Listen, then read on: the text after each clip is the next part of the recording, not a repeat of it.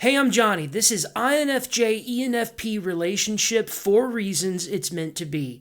Before we dive into the video today, I want to say a couple quick things. Firstly, to the new subscribers, thank you for subscribing. Also, return subscribers, welcome back. And if this is your first time ever tuning into the channel, please consider subscribing. We talk about all things 16 personalities. Up to this point, my channel's still pretty new, and since I'm an INFJ, most of my videos have been about INFJs, but we're going to talk about all 16 personalities on this channel, including yours, so please consider subscribing. Also, a quick but important disclaimer. So I think any two personality types in the Myers-Briggs can make a relationship work. It doesn't matter what your personality type is. You can make a relationship work if you want to, and if you both care, right? You can make it work. Having said that, I do believe that some personality types naturally blend and mix together better than others do. All right? And INFJ ENFP relationship is one of those. In most cases, not always. So the first reason why INFJ ENFP relationship is meant to be is because opposites attract. Now, not always, right? There are always exceptions to any rule. But very often, opposites attract. And INFJs and ENFPs absolutely could not be more different than they are. So check this out. INFJs and ENFPs are both dominant intuitives, they are both auxiliary feelers, they are both tertiary thinkers, and they are both inferior sensors. The only difference is that they are using exact opposite cognitive functions. So the INFJ is using NI, or introverted intuition, and the ENFP is using extroverted intuition. And the INFJ is using extroverted feeling. The ENFP is using introverted feeling, and so on.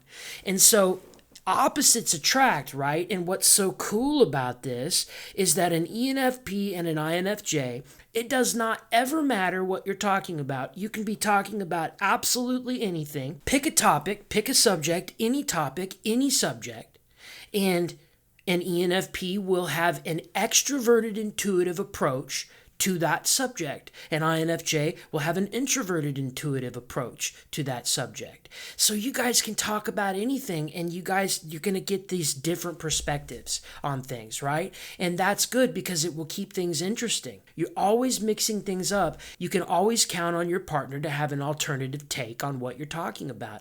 I think that's awesome. And that is my first reason why INFJ ENFP relationship is meant to be. All right, so reason number 1, opposites attract. But now check this out. Reason number 2 INFJ ENFP relationship is meant to be is that they both have a similar worldview. So in the Keirsey temperament model, the temperaments are broken down. The 16 personalities are broken down into 4 different temperaments.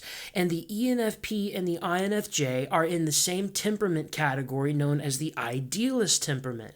And those 2 middle letters are the primary emphasis that temperament places significance on. So the NF, the 2 middle letters, which stands for intuitive feeler, right? Both ENFPs and INFJs are intuitive feelers, which means that they have a similar worldview, they have a similar value system, they are both intuitives, they are both dominant intuitives, and they are both feelers. Again, it's just the process, the cognitive function processes that they are using, processes that they're using are opposite. Right? So yes, it's true that they're very different, but they are also paradoxically very similar in many different things. And what that means is you have this opposites attract kind of energy going on with each other, but oftentimes when you do communicate and you guys talk about stuff, you're going to be in agreement about so many different things,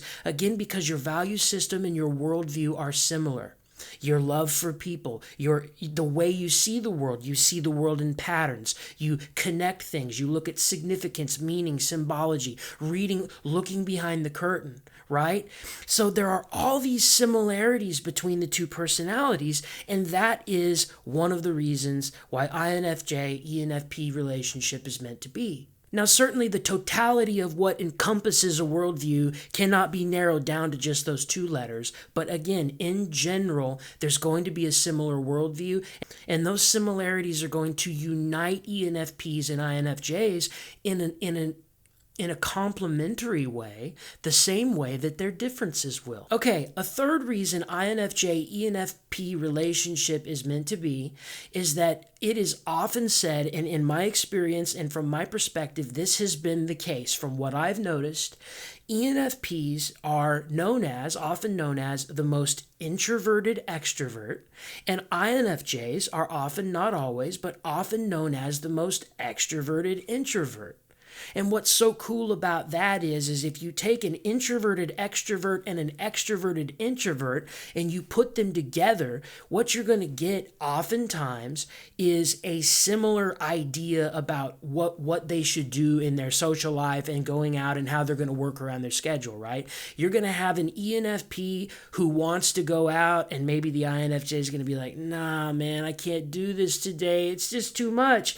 And the ENFP is probably going to be okay with like, all right, we'll just put it off till the next day, right? Because I'm an introverted extrovert. I don't really feel like going out either. I wanted to, but I can let it slide for the night. Maybe an INFJ wants to go out too. The ENFP will be like, yeah, okay, I guess we can do it, right? But there's going to be that flexibility in terms of going out and doing things. Now, the INFJ having that J like he has or she has, right, is probably going to want to stick to a routine and stick to a plan. And if we make plans to go out, then yes. Whereas the ENFP will generally, not always, but often be more flexible, right, and spontaneous.